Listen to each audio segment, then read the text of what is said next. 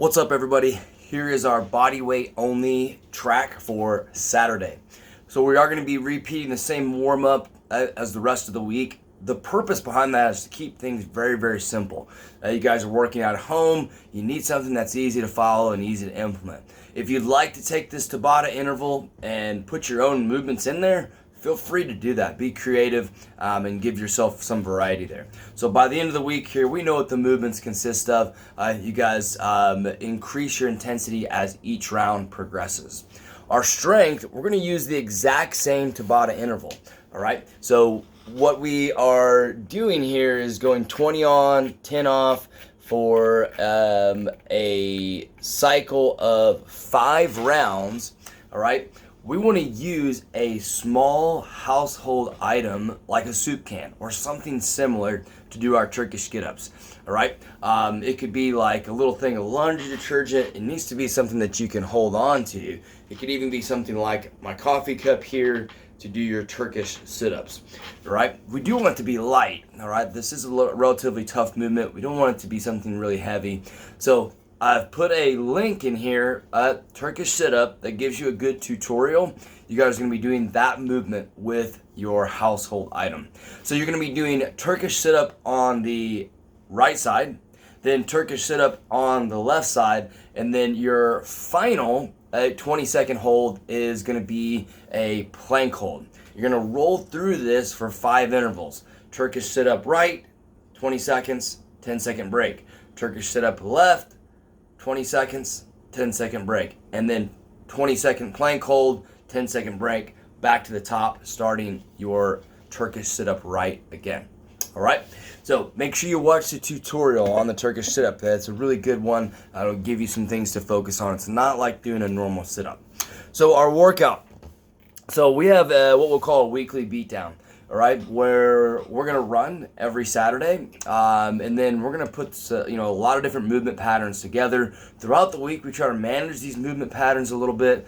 On this day, you'll get a little bit of everything. All right, so this is meant to be a long, somewhat of a grinder for you guys on your Saturday. I'd love for you to get outside and get this done. So our workout is going to be 4 rounds for time. Each round is going to start with a 400-meter run. All right, that 400-meter run, the sweet spot is about 2 minutes. I know you guys are training at home. You're not really sure what 400 meters is, right? What you can easily do is just run out for 1 minute and then run back, all right, to hit that 2-minute sweet spot, all right? If you want to kind of measure the distance or you want to estimate, you guys are welcome to do that as well. If you don't have the capability to run, running's painful, it's not something you can do in the location that you're at, then go ahead and sub 100 to 150 jumping jacks. You should be right around the 2-minute mark with whatever number that you choose. Next is 20 push-ups. So for the 20 push-ups, we want to scale for high repetitions. You're going to be doing 80 total here.